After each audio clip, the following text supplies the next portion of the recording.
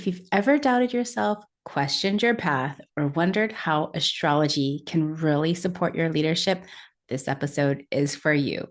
I am joined by the one and only Debra Silverman, psychotherapist, spiritual teacher, and legendary astrologer whose work helped me reconnect to my purpose at a major crossroads in my life. We talk about the deeper spiritual layers of the chart, building a soulful business, and why your rising sign is the key to becoming who you were always meant to be. Debra is also going to share her incredible story about how she built her global astrology school after her second Saturn return, proof that it's never too late when you're aligned with your soul's timing. All in all, I hope you enjoyed this episode as much as I did. If you're a subscriber, thank you so much for joining me again. There's so many new faces here. And if you're new, welcome to Star Powered. I'm Leslie Tagorda, your host, a multiracial, multifaceted professional musician turned web designer turned astrologer. Astrology helped me overcome an identity crisis by revealing my star-powered strengths. Now I use these strengths to guide healers, entrepreneurs, and changemakers like you in making your mark with ease and impact through astrology. If equitable leadership, making your mark, and astrology are also your jam, please subscribe to this channel and share with an astrology-loving bestie. Hello, luminaries. I am beyond excited to have such a special guest with me today. Astrologer, psychotherapist, spiritual guide, and author Debra Silverman brings hope. With our planet longing for compassion and guidance in these very unusual times, Debra brings her master's degree in clinical psychology plus her humor, wisdom, and honesty to soothe the collective pain body. I am so excited because Debra has a few books that I have right here, and we're going to be talking about her new book, I Don't Believe in Astrology. And before I hand the mic over to you, Debra, can I just say how influential you have been on my journey as a professional astrologer? Because I remember I was going through my Uranus opposition and going, what am I going to do? I wanted to burn my business down. And then your opt-in, your freebie for progressed moons came through my feed. And I took it and I just was eating it up. And I had already known that I wanted to be an astrologer and weave astrology into my branding and leadership business. And your opt-in, the progressed moon, was all that, like, it just lit the fire. And I was like, I can't go back. And so, fun fact, we both have our progressed moons in Libra right I now. just saw that, almost the same degree. So, welcome, Debra. We're perfect partners. We're built for partnering. And then we both have Hawaii in our back pocket Absolutely. You live on Kauai, is that correct? for almost 50 years. Kauai's been my home in the winter, but I live in Colorado in the summer. You must have seen Kauai change so Oh, drastically over the it's years. the most unbelievable. And I was a Hulu. Hula? I had a Kumu and I studied Hula, and Hawaii is very deep in my soul. Yes, and me too. I was born and raised there, and we spend our summers in Hawaii as well. So I get to do that. And I live in San Francisco now, but I was taking hula. I was in a halau for a little bit until like just life took over, and I really No, do it's a miss. strong commitment. No, that's an era. I think for any woman that's interested in the Hawaiian ancient elemental wisdom, you have Yes. to really commit. And that was a 3-year commitment. And then all of a sudden the clock went ting, ting, ting, and I was out. But I but I certainly recognize that era and that culture and where you're from as the foundation for me about really understanding the elements. Yeah. Isn't it you've been living in Hawaii for so long and I know this is a total tangent, but the Hokulea is celebrating also its 50th anniversary and Hokulea is like a Pacific voyaging ship. And have you ever seen the historical artifacts when Mao Paulig he was teaching the Hokulea crew how to navigate the stars? And the charts that he would draw with rocks and sand looked exactly like an astrological chart, complete with houses. I'll I have would to send that to love you. it. I would love it. Yeah, I feel like that's part of my draw is the cultural elemental relationship with the elements from the stars to the waves to the knowing what the moon's movement says. Like the Hawaiian culture. In my first book, I'm so impressed that you have it there. The first chapter is the wisdom of the elders. And there's many cultures from Hawaiian to the Egyptians to they all are based in the four elements. The American Indians, the four directions, the Hawaiians, the four elements, Yeah. built by the four questions that are built into the Buddhist, to the ancient Jews, had the four worlds. Yeah. Every single system echoes this ancient resource. And I feel like we overlook that as astrologers of modern day living on cyberspace, Yeah. that we forget where we came from. Oh, I do not forget where I come from. I feel like when I think about just like growing up in Hawaii and how it was just like so integrated in the culture and like knowing that like ancient Hawaiian children had the name for every 29 phase of the moon. They could like navigate by the stars. They knew they timed everything by the rising of the Pleiades.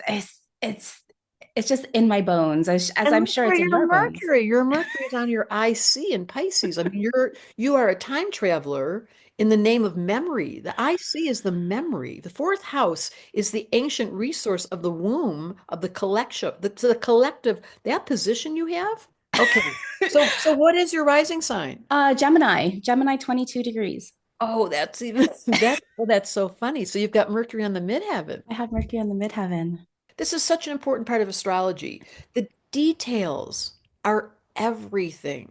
And when the details, it's such a respect to me that in astrology, we have to really be accountable in the name of Saturn, my favorite planet, Yeah, for the specifics, because the whole world changed in 12 hours. it So, did. wonderful to recognize your Gemini rising. That's so interesting to Well, me. have you ever noticed, right, with your students, like they'll say, "Oh, I know my birth time," and then as they're going through your course or working with you, they find a birth certificate or a baby book that totally blasts their chart apart, and like what they thought they were, there's something else. I find this all the time, and I have a like, what's your view on Well, that? we have somebody on our team called Sharon Lair who does Oh rectifications. yes. She's technically very skilled and has a whole computer program because you're so right. I mean, that just was a classical example. If you guys don't feel like your chart resonates, there's a reason. Mm-hmm. And if your birth time is exactly on the hour, that's not true. I just Yep. always say when they're giving birth, they're not looking at the clock. Yeah, So your some mom does not remember. no, your mom doesn't remember, and the nurse was not looking at the clock. So there's a real value. If you feel like your rising sign is slightly off, we have someone on our team called Sharon Lair who will help you because that is a very significant, meaningful. Yes, Yes. when people get the chart wrong, when they finally get it right, It what a difference. blows their mind. Well, Sharon is amazing. I've got to send some clients to her as well for rectification. But one of the things that I notice with my Oh, clients when they find their right birth time, it almost is like in your language of esoteric astrology, it's like your soul is ready to reveal this different layer and like come to that consciousness of it. And it just always blows my mind. yeah, and it will blow your guys' mind. So anyone watching this, if your chart, the least bit is not accurate or you feel inaccurate, like you should, I always say when I teach, you know those little puppy dogs or whatever they were on the grandpa's butt, like you're driving in your grandfather's truck, and there's these things that are bobble Oh, called, the and they're bobbleheads. the bobblehead, and they go like this the whole time. When I'm giving a reading, this is what happens to the person. If they're not nodding their head the whole time, it's because the birth time's wrong. Which is Yes. why when I teach, the first question you ask a client is this the correct birth data? Because if you start a reading like just what happened with the wrong chart, the whole thing goes like this. It's true. Oh my goodness. I think both of our Saturns are well positioned in our charts and always asking us to check the details. And I just got your corrected chart because I have such a great team. So yes, Saturn is on your ascendant. That is so beautiful. Your chart is so beautiful. When did you find astrology? So do you want the long story? Yeah, I love I, stories. Yes, I okay. with time. So again, I was born in, thank you for asking, because we're both like have this Gemini energy, and I'm like, I want to tell you everything, Deborah. I want to hear all your stories too. Okay. So when I was growing up in Hawaii around the Hokulea time, this was like the early 80s. It was also the time of like the Challenger and like NASA and everything going into space. And so space was on everybody's mind in like the early 80s and star travel. And I remember telling my mom, when I grow up, I want to study the stars. Okay. So precious. S- Right. But the thing is, like, I had no idea one could study to become an astrologer. And I would go to the occult section of the book, buy all, like, the bookstore and buy all the astrology books. But I went so far as I became an astronomy major for undergrad. And then I was like, That oh no, makes this is no too sense. physics, too much physics. But that was your calling. Like it really reached out and said your name. Yeah, absolutely.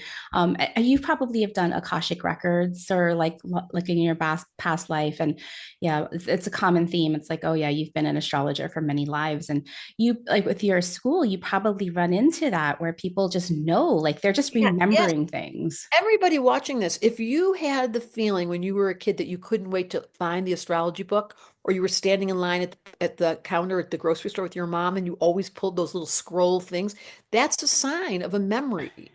And Yeah, for you and I, so young, yeah, I mean, from the minute I saw the word astrology at 10 years old in the Detroit Free Press News, the funny section, I was like, I remember, how could I remember that? Like it yeah. lit me up, like what you just said. Like you Mom, I want to study space. You're a little girl. So you guys, everyone's got a calling, but unfortunately, it's so vague. And that's what astrology is for, is reminding you what you signed on that contract. Hey, Luminary, Astrobrand 101 is coming in again live the week of June 9th through 13th, 2025. If you're ready to decode and liberate the meaning of your chart for leadership, business, and branding, this 5-day training is your first step. At just $47, this can change everything. Sign up at starpowered.com/101. So good, Deborah. I would love to talk about your chart a little bit because your chart is also fascinating as well. And I want to hear more about how you live with your Libra rising and how you work that because I love your viewpoint. Like, so in your book, I don't believe in astrology. I love your take on the rising sign and Saturn. Like that's such a big part of what you call the esoteric astrology. Do you want to talk a little bit about that? So the distinction between exoteric astrology, or what the ordinary, like Linda Goodman sun signs, or all the stuff that came before, was describing your ego and helping you somehow or other figure out how to, same Mhm, story, fall in love with yourself. But it was all about timing. Astrology used to be a predictive tool. The mhm, distinction with esoteric was that's not in the focus. It's the soul's calling. Like, what did you sign up for? And there's some clues. There's several clues. One is the rising sign, better known as the ascendant. Now, it's the only thing in astrology that has two names. Why did they use two names? Because they were afraid of what happened, which is what happened. People think the rising sign is the way you look. It got all mhm, externalized. But actually, from an esoteric, the reason why it has two names is to remember you're rising up into a part mm, of yourself that is transcendent to your ego. And the ego's job, believe it or not, is to interrupt your soul and distract you and get you all disturbed and make you feel really insecure and have you ambitious and get you caught in the outer world. The soul's like, mm-mm. But she's not going to push you around. She's just waiting there going, uh-huh. Did they study astrology with who? yeah. Like, like who taught them that the rising sign is the high road of the rising, not the low road of the rising sign? And I, as a Libra rising, suffered for so much of my life as a codependent. Like I Mm, didn't know there was a high road. I didn't know you didn't have to be in like Libra's not about classical relationship as mhm, seen by the soul. The soul says you're in love with everyone. And your job is to really beautify this world. You're on the committee of beauty. So everywhere I go, I'm putting on colors and smells and jewelry. But I didn't know that to start with when I started astrology. I thought I was totally yeah, codependent, would jump into relationships, always had to have someone around. It's embarrassing. I call myself out in the book and I say, in my Mars and Cancer, I was a mushy, vulnerable, needy, dependent. It was so sad. It's so funny to say now as I go towards 70 that younger part of me who was Libra rising took the low road the whole time. yeah, And so I did wrong relationships and I stood for things I didn't believe in because I wanted everyone to be happy and I walked over my intuition because I got stuck in my head. And then as years went by and I rewrote, which is in the book, yeah. Libra's not about relationship with the other. Mm-mm. It's that little bump in the middle. It's the relationship at the vertical level. And then everything changed. Mm. That is so good. What really resonated with me in your book in terms of the inner working, the esoteric part, is because I work a lot with leaders and people who are the ego part, ambitious, they want to make their mark, but it's never an outside game. It's always an inside game. The, 100%. the farther we want to take those big leaps, the more we need to learn how to self-soothe, calm our nervous system, and really attune and face those shadows and the things that we're like rather dismiss. But no, we got to befriend them. We got to work through them. And so that's why your book was just like, it was just singing to my heart. And thinking about the rising sign, I too like look at the rising sign. It's one of course, our big three: sun, moon, and rising. But our rising sign for me is like really this stretch potential. Like we have to consciously choose it and initiate from it because as that starting point. And so in our leadership style, what kind of leader am I? Well, you're a connected relational leader. You're somebody who builds these intimate, trusting, committed, collaborative relationships. Hello, Debra Silverman.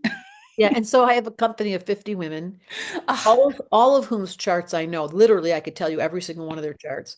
And there are some women in that circle, many women, who I am bonded to as family, and I know they have my back. So we're not doing business in the traditional way. There's some women that are a little more distant, that aren't as compatible. And then there's some women where I feel so respected and so respectful to them. And that's made my business relation. When I die, this is a funny thing to say.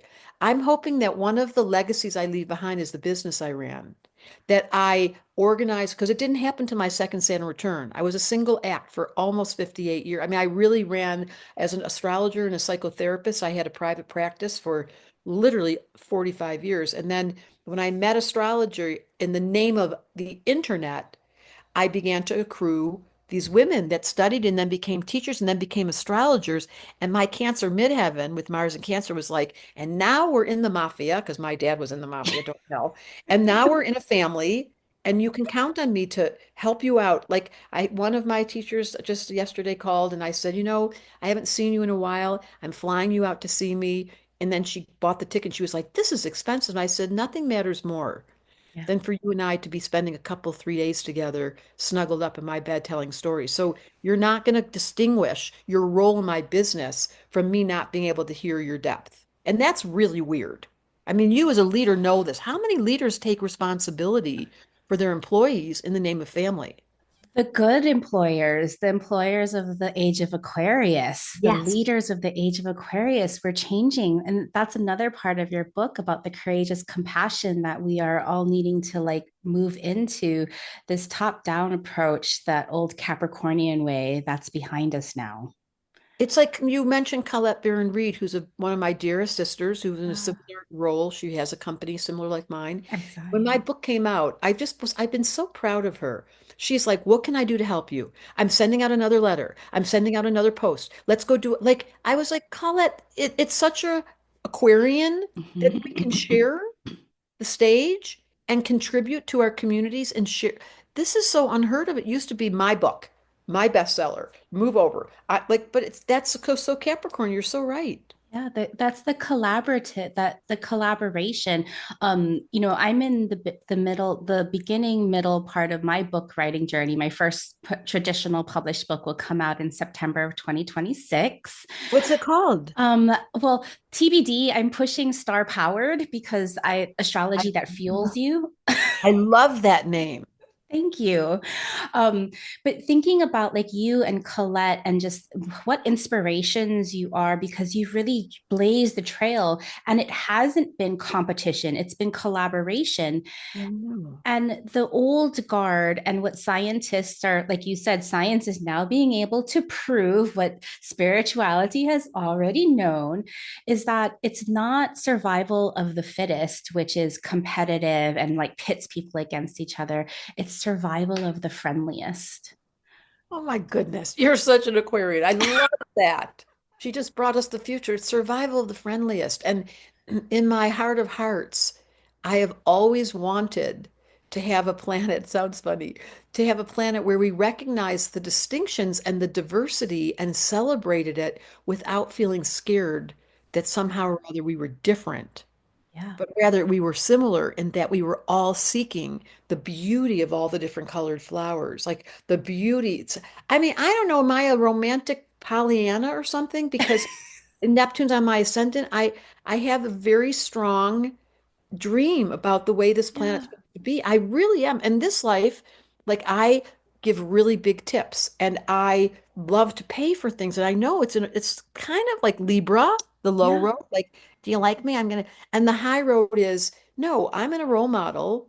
Yeah. What it's like to live in a world where you feel safe because everyone is a partner and a team player and recognizes the waitress is just as important as the Oh, yeah. CEO. I think it's like that generosity model, and you and Colette both have that. We both have Libra rising. You both have Libra rising, and she has her Cancer sun, that's like close to your midheaven. Yes, and she has her Venus and Gemini sitting on mine. You're right. when I That's think so of sweet. when I think about your chart ruler, your Venus and Gemini, do you consider it? I use Placidus house systems. Which do you Same, use? same. Placidus. Do you consider it a eighth or a ninth house Venus because it's so close? It's definitely eighth. Eighth. Yeah. I don't like traveling. Okay. And I really have I mean, I have a very passionate love affair with all things Scorpio. Going deep. Like, let's not bother with like the fluffy talk. Yeah, it's so hard on me. We were at, I'm traveling right now for work and we were having dinner and we were going to have dinner with these people and I actually said to my friend, listen, I swear this is my new idea. I'm going to make up a program where people learn everyone has a turn at the dinner table to talk and everyone learns how to listen and then everyone repeats back what the story was. So there's really actual authentic bonding. Yes. He was like, okay, Deb. I mean, but it's one You're of not my invited. it's one of my things about why is it that we don't do union in social settings? Because my Venus, while it's in Gemini, is in the eighth house. Yeah, you want to talk about it. You want to commune over like sharing ideas and cross pollinating. Yes, and really listen. I love it so much. Coming back to your business, right? Because like this is, you know, my audience is really interested in making their mark, creating social change, and part of that in our world today is about like growing our businesses, growing our fan bases, growing our communities. And like you said, you have a family of 50 women running the Debra Silverman, not even empire, but like movement. Well, yes, it's a movement. You're It's a right. movement. Yeah. And so, can you tell me? So second Saturn return, so that's huge. So everybody, if you're thinking you're too late, put that away because there's no such thing. There's divine timing. When Deborah was ready after her second Saturn return, she's like, I'm going to teach the world my method. I'm going to tell you the story. It was right during the set. It was, I gave a reading to a woman. I swear this is a true story, to a woman called Destiny. She is still a very accomplished online performer. She worked corporately. She had Saturn. She was Capricorn rising. She had Saturn on her sun. She was a very serious businesswoman. I didn't know that. I gave her a reading. And at the end of the reading, she called back and she said, that was the best reading she loved astrology. That was the best reading I ever had. Have you ever thought of doing an online school? And I was like, this is 2015. I was like, what's an online school? I mean, I'm an older person. I didn't even know about online schools. And so every Monday, get ready, every Monday morning, I had a meeting with Destiny. And Destiny taught me how to do funnels, how to create a curriculum, how to get that PayPal system working, how to do the back end. So I learned, and I'm encouraging all of you to do this. Now it was expensive. I mean, she's made millions on me, literally. But I said to her, I'm going to partner. She was a Libra. I'm going to partner with you. I need you to trust me with the content. You're not touching my content. Yep. And I will trust you with the business end. And I want to learn it because I knew nothing. What's a P&L? What's a profit margin? How do Mm-hmm. we make sure these funnels are working? What's the train? Like all these words were out of my range. And I was older, Yeah. 58 years old. Do you know Walt Disney didn't start Disney till his second Saturn return? Something to look forward to. You're so right about that. Okay, so then every Monday morning I had a meeting with Destiny. It sounds so funny. And In the beginning, it started off with there was 40 students and each paid $1,000. I was like, wait a minute. You can make $40,000 online in your first cohort? Like, okay. And then the next one was 80 people. And now we're up to 600 people Yeah. And now that you're in come from like the all over the world. thousands. And now we've had 8,000 students. They come from all over the world. They are astrologers because I did it in three sections. The first class is a psychological entrance into your chart. So you can know your chart for 50 years, but if you Yeah. don't know the psychological, the shadow from the North Node, the life lesson of Saturn, the missing element, where Mhm. your Mercury, your mental constructs are interrupting you. That's as simple as I can say it. Yeah. Then level two, you can skip for you guys that are watching this at our astrologers. Level two is transits and houses and progressions, and it's simple, but Mhm. if you already know that, and you can skip level two and go right to level three, where I teach people. Spirit says I don't know yes. why that happens. Destiny is like, you got it, Deborah. And then level three, you actually learn how to do a reading, and we watch you do it. It's live time in a room where we give you feedback. So I love your question because I never get to talk about this. The business of astrology, once again, we're back to Saturn, requires consistency, stability, being bored and doing it anyway. How many readings could I do in a day? Honest to God, when I was in my first Saturn return, like it's hard to believe this. I did 8 readings a day, 4 days a week. Oh my gosh, that is so much. I'm like exhausted It just made me, hearing that. I know I Yeah. actually broke. I did have a burnout effect and I did really, my Yeah. nervous system, to your point, did break, but I was too young to know. Fast forward at 58, when I got to business, I said, here's the new deal. I will work in the mornings like I am today from 6 a.m. to 11, undivided attention, but I'm done at 11. Whew, that's a beautiful schedule. So I have created with the women, and here's the thing I want to say, you're going to love this because I would hire you in a minute. I only hire bossy women. Like I want them to have integrity and tell me what they think and tell me what they believe, and then I can say yes or no. But I really encourage women that are really strong and scared of their strength and self-conscious about it. Now, there's some women in that situation where I have to say, back up, you're stepping over the line. But I have watched so many baby astrologers turn into professional astrologers because I encouraged their assertiveness without calling it bossy. Like Yes. there's nothing I love more. Last night I had dinner with this woman I fell so in love with. Aries rising, Sun in Gemini, 4 planets in Gemini, Jupiter on her Sun. I fell in love with her. And so we were sitting down and she was telling us where to sit. And then I said, no. And she said, you're bossier than me. I said, hello, Gemini, Aries. He laughed so hard. Permission in business to find your sweet spot. I did not know I was a businesswoman, although I have Mercury in Taurus and Mhm. Saturn in the second house of Taurus. And it only was because destiny encouraged me. Yeah. And then I had people I could ask questions to that I'd be in this is going to make you laugh. I had never had a business meeting with the P&L. I'd be in the P&L, the meetings where you go through your entire, Mhm. this, you go through Mhm. all expenses and all the Gives me so much money coming. stress. So what I did is I have two best friends. One is almost a billionaire and one is a multimillionaire woman and a man. And I would hang up the phone. I'd have a list of questions. I didn't know what a profit margin was. I didn't know what the tax rights were. So I'd write the question, I'd call them, I'd write down the answer. I'd go to the next P&L meeting and I'd say, what about that? And I'd start acting like I just faked it. Yeah. Well, your North Node is in the second house. So, I mean, like after In you learn it, it's Scorpio, natural. yes, I found out that I was really good at money, really good at sharing money. But my point was, my observer would kick in those meetings because we have them, these finance, the only men that I hired are the finance guys. And they would start talking, and my observer would kick in and go, you are so full of shit. You are sitting in this meeting and you're looking like you know what they're talking about. But as the years went by, and I was innocent enough to say to my two best friends, you guys, I don't know what they're talking about. Yeah. So I am Uranus on the midheaven, Hmm. hard for me to follow, definitely a channel. I learned by getting it wrong.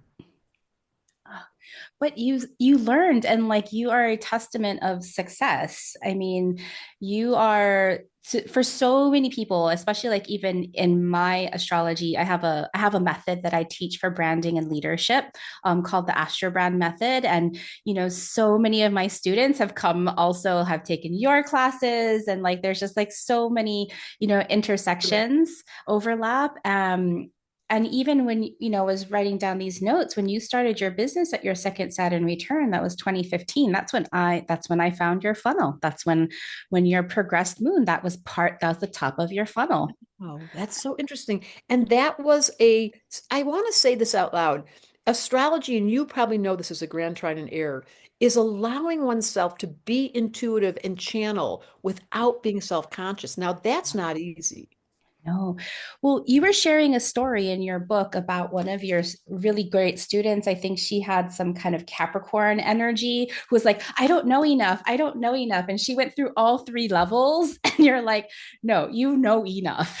But that's my point. So if there's insecurity that lives in your system, and you know if you've got this, Mm-hmm. that's Mercury. That's why our very second class of level one is you've got to figure out who's the gremlin. Mm-hmm. My whole book is about the gremlins, and it's specific to your chart. I mean, you have Mercury and Pisces. So the gift you have is your intuition, but that must have been scary when you were young, because how are you supposed to Oh, feel yeah. confident? How did No, that go for you? one of my like stories in terms of like growing up and why I went into astrology was because of like growing up multiracial, growing up not even in Hawaii, like where I could blend in. The thing was that my mom is Jewish, so we both have that in common. Oh my God, I love this. And my dad is Filipino. And so we come from like in Hawaii, this giant Filipino family where I was always called the Howley, the Whitey. And I mean, like, if you're watching this video, I'm clearly not, I'm brown. But when I would go to like my Jewish families, like my grandfather wouldn't even meet me until I was 5 years old because he was so upset at my mom for having a child that wasn't white. And so that was like the kind of atmosphere that I grew up in. And so, yeah, the insecurity, the Saturn in the first house, like, who am I? My Chiron, I work a lot with Chiron with my students because I feel that Chiron shows us our deepest gifts, that when we can like flip the switch in terms of like our greatest wounds and all the things that we learned. And so my greatest wounds was this sense of identity and like total Right, comparison and right. self-esteem. And so I still battle with that today, not thinking that I'm good enough, but I'm determined. The You know, Saturn still is like, let's there's medicine go. for that. Yeah. You know what the medicine, so your Chiron's and Aries. The medicine is you guys fake it till you make it. Here's what I had to learn to do because I suffered too, like you did. I mean, there's no women astrologers in the history of mankind. Let's start there. They've gotten Zero. written out. Zero. They were not allowed in the king's chambers. So we are unprecedentedly walking into new ground where there's not a lot of support, except you and I are collecting these women. I mean, I'm so excited to meet you and just feel that you're standing on my shoulders. I'm almost 70 years old. This came to me so young. And what I want to say about that is permission. The medicine is permission to say, I mean, I had to do this. I trust that my love for astrology is sincere.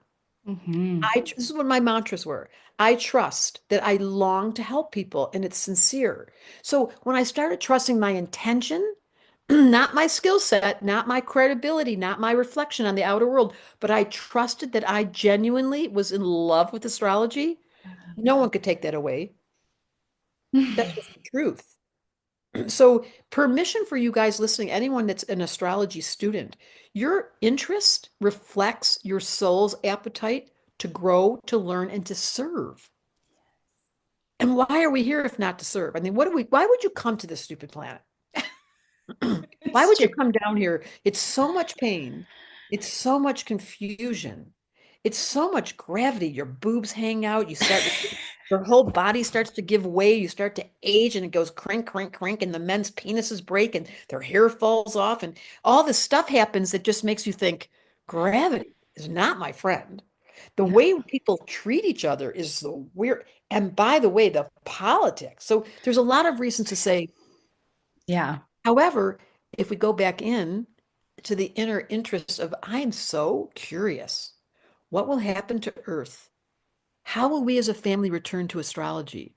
How do Yeah. we go back to the sacred? What's it going to take for us to get on our knees and say, I'm sorry for judging you. I'm sorry. Yeah. Oh, such good medicine, Deborah. I think, like for you, I can hear, and correct me if I'm wrong, it's just like there's just this love of people, this love of supporting others, this love of astrology that you just want to bring into the world. And for me, that's I want to bring people out of their shell and how like become the leaders that they were born to be. And that tool is astrology. So like how can we I'm asking for me, how can we create astrology as like a legitimate movement? Like, what would happen in the world if everybody knew their charts and knew the medicine of their charts? It's so funny because when you were talking, you were describing my Venus. That's the ruler of my chart. I'm in love with people. I'm Yep. in love with giving people permission to fall in love with themselves. Your ruler, even though it's Mercury because it's Gemini, is on the midheaven, and you have Saturn in the first house. You are very Capricornian. Yeah. It doesn't surprise me that my message is in my company and in my family and in my expression all day long is I fall in love. I feel a little bit like this is bad to say, but a non-practicing slut. Like I fall in love so often with so many people, it's a little strange. But yours is Saturnian. Yeah. That's why you related to that example in the book. So you suffer or you love. How can I produce results? Like, how Result. do I bring astrology into the practical world so I can see this? And so I created a brand where I help business owners. What a perfect association to Leslie. But you guys, that's one of the clues that people, you look at the ruler of your chart, you go find out what house it's in and what it's trying to do, and look at how it echoes Saturn in the first, Mercury on the 10th, on the midheaven. Yeah. It's so loud. When you speak astrology, it's as though you're hearing God's voice straight in your ear. She's whispering. And but you got to be quiet. And on my arm I have tattooed the words listen and silent because they have the same letters. So in order to listen, you've got to be quiet. And one of the handicaps for us Mercury people, and And you're Gemini people. like we're so I had to actually teach myself to meditate and do it with intention. And sometimes it's only 5 minutes because my Gemini is so crazy pants. But I want to say this out loud to all of you. Listen and silent have the same letters. And in order to facilitate Mm, this question you've asked, how do we change the planet? We start by going in and listening to our elders who are hovering, your ancestors. I mean, the mm. fact that you're Jewish and Hawaiian, I'm jealous. I feel like I'm Jewish and Hawaiian. You are. You've lived It's there for so funny. long. I always make the joke that I'm, the president of the Jews for Joy Club, and there's no members. But just to make my family feel better, because they were all from Russia and from Ukraine, I moved to Hawaii. Yeah. Like, I can make myself happy, and then I'm going to go to the warmest place in the world to reduce all of that karma that my family had to live with. That's how my mom's family got to Hawaii. How did she get to tell us how she got here? So my mom, my family is Polish, and so they escaped between World War One and World War Two. She grew up in Same. Connecticut, New York area, and then her dad, I guess they just wanted to follow the Brady Bunch, and so back in the '60s when the Brady Bunch went to Hawaii, her dad was like, "I'm gonna move to Hawaii," and he opened up a hobby store, and so my mom was like, "I'll go too," and so she finished high school in Hawaii and like lived there until she passed. That is such a remarkable story. Yes. Doesn't that just say to everyone listening, fate and destiny have your back? And Yeah. while the mind can't understand it, you must surrender to the fact that whatever I have the song that I sing in my school, falling in love with your fate, falling in love with your fate, falling in love with your fate. The minute you take your chart and you go, listen, the karma, this is in my book, the dharma, Mhm. whatever came to me this lifetime from my mother, my father, my lineage, and what my mean brother and the person that died, and my mean teacher and the kid that got me in the corner and hurt me, all of that is part of your fate that Yeah. you have to finally turn into this lovely recipe for I'm surrendered, I accept. Now, that is not an easy street, but No. astrology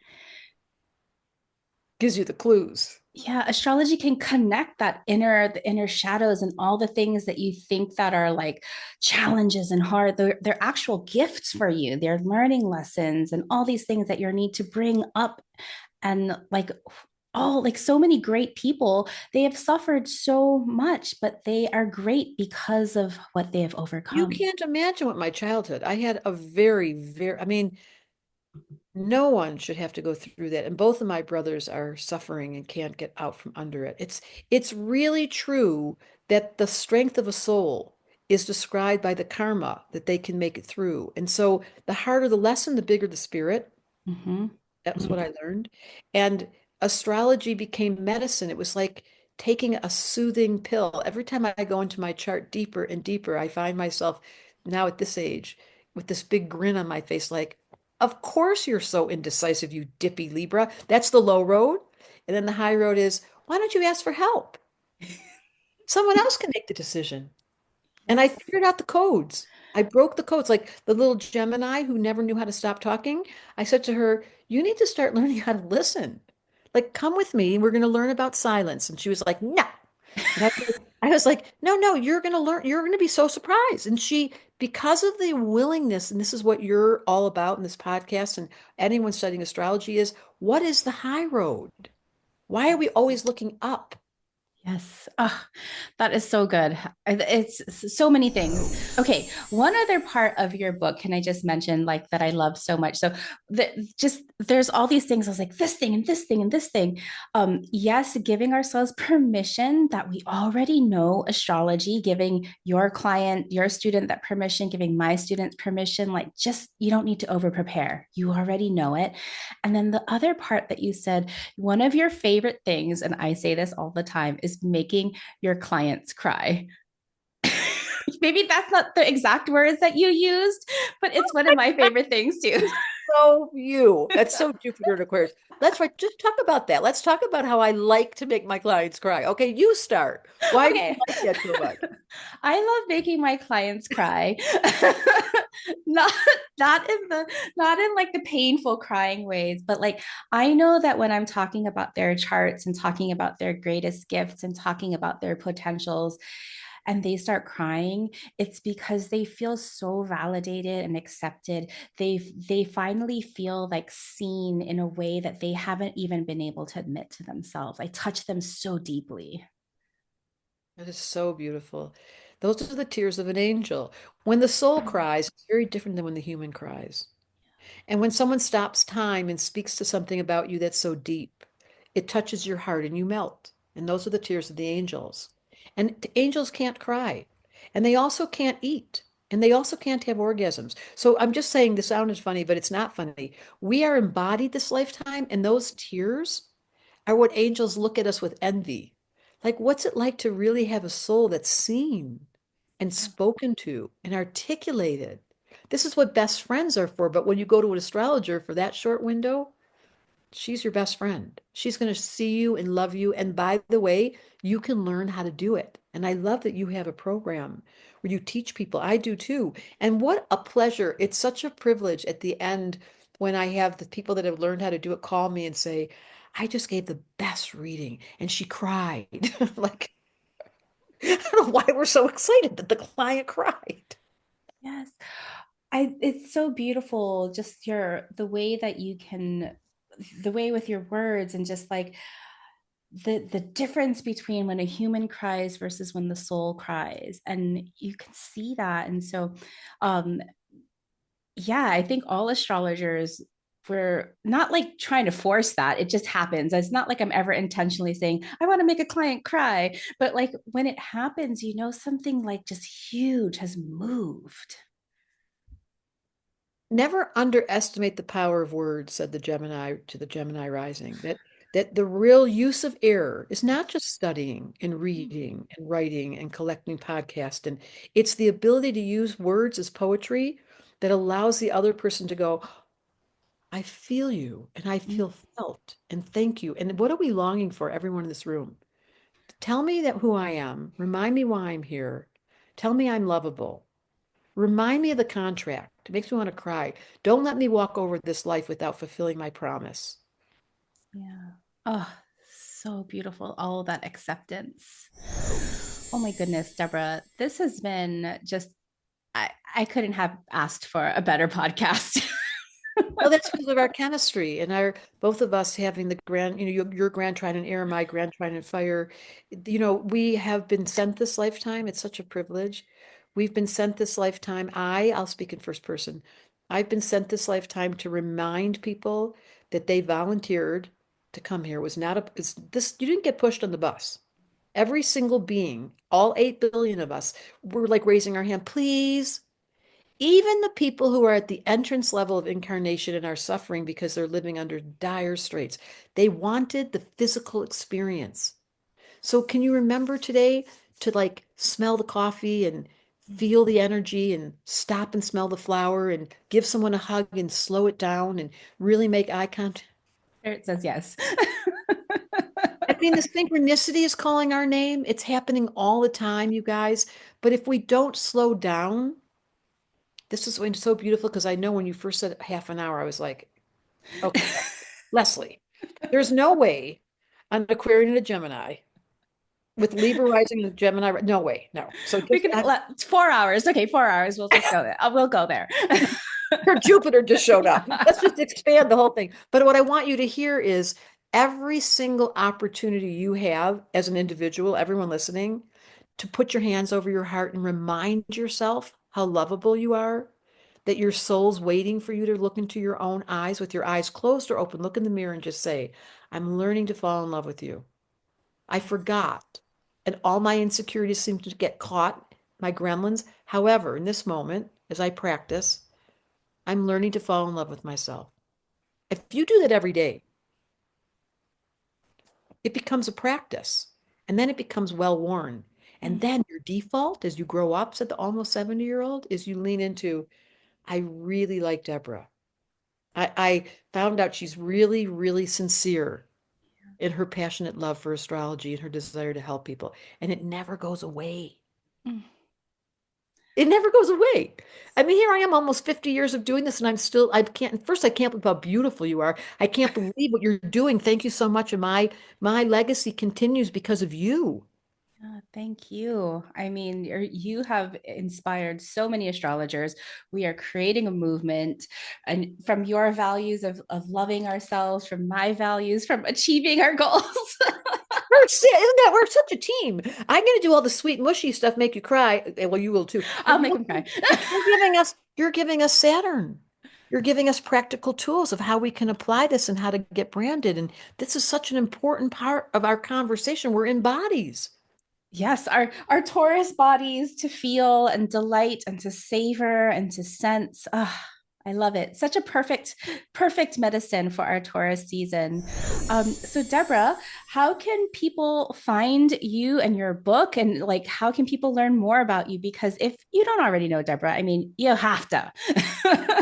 Well, it's simple. It's just 3 words. Debra, Debra Silverman Astrology. It's on TikTok. It's on YouTube. It's on Facebook. It's on social media because Uranus is on my midheaven. You may have seen my videos. I want to encourage you to go to YouTube and put in Debra Silverman Aquarius. A little 5-minute video comes up where I act like a mental person, crazy. And those have hit 8 million views. So they're little 5-minute vignettes of me acting out the signs, which will really facilitate people that don't believe in astrology watch those videos. It's why they're 8 million views. And they go, so I'm going to encourage or I'm going to challenge all of you in this audience because I know if you love Leslie, you love astrology. Continue to talk about it and don't let people poo-poo you. That's why the name of the book is I Don't Believe in Astrology. I love those people. You don't believe in it? Here's the book for you. Yep. They don't know enough. They're making false claims on things that they don't know. And so we'll make them fall in love. Exactly. We'll make them fall in love. We'll make them cry. Yeah. Thank you so much. I'm so enjoying you, and I'm so thankful that your work, you have such ambition. Maybe too much. Nothing's Yes. wrong. No, see? There's a Oh, I just should myself. Yeah, Yeah. there's nothing. It's so important. Now there's pacing, and that's what Saturn teaches us. The goat that goes up the mountain slowly and stops. Have you seen in Hawaii, goats go up a mountain? They Oh yeah. stop. Take a They just break. stand. So there's nothing wrong with ambition as long as you have the off button. That I got to work on. I'm more of a pit bull. I just won't let go. So it's something to really, when your progressed one goes into Scorpio, which you're close to, you're going to feel the difference. Slow it down. Listen, you guys, I'm going to finish with this. We're not in a rush. We're right on schedule. Every part of those outer planets shifting are going to have their way with us, whether we like it or not. You can't get in the way. Right. The only way you can facilitate the awareness of how to let time have her way with you is patience. Debra, thank you so much for your time and your presence and your medicine and just your humor and joy. It's just really lit me up, and I hope it lights our listeners up too. And if any of you are thinking of studying astrology, just do, and you don't want to, like, you want to continue, you can go be an advanced astrologer and come do level one and be reminded about what the psychological patterns are that need to be addressed. Because that's my very favorite part is healing the human to get to the divine. Oh, yes, I'm going to send my students there because it's always the inside game that blocks us from our outside game. 100%. You're so right. You're so wise, Saturn. Thank you, Deborah, so much. My pleasure. All my pleasure. Hello, friends. If you are watching to the very final end, just like how amazing was that? I feel so lucky and privileged to have been able to hold space with Debra Silverman. My mind is just blown. It is absolutely clear that both of us absolutely love astrology. If you are ready to take your astrology learning to a next level and want to explore how astrology can help you make decisions in your leadership, business, and brand, my signature course, Astro Brand 101, is coming in again live. This is the first time I'm offering it live for the second time in 1 year. It was so popular in spring, I knew I had to offer it again this summer. So if you want a tool for self-knowing, self-actualization in your luminary leadership so you can make your mark, Astrobrand 101 is where you will start. We're going to learn how to decode and liberate and expand the symbols of your natal chart for equitable leadership. Over the course of 5 days from June 9th through June 13th, we're going to take apart your entire chart and then put it back together again. Over 5 days, we'll be live with this beautiful, supportive, diverse, global community with real-time teaching and feedback. And the best part, we will be doing this together live. Sign up, head on over to my website, starpower.com/101. We start on June 9th. As a human design projector, my energy shines more brightly because of people like you who share my work. If you enjoy this podcast and want to help build a movement of innovative astrology and leadership and spark the intuitive revolution, please rate and review this podcast on Apple Podcasts, or better yet, share this podcast with your change-making besties. We will all shine brighter together as we create the future we want to see.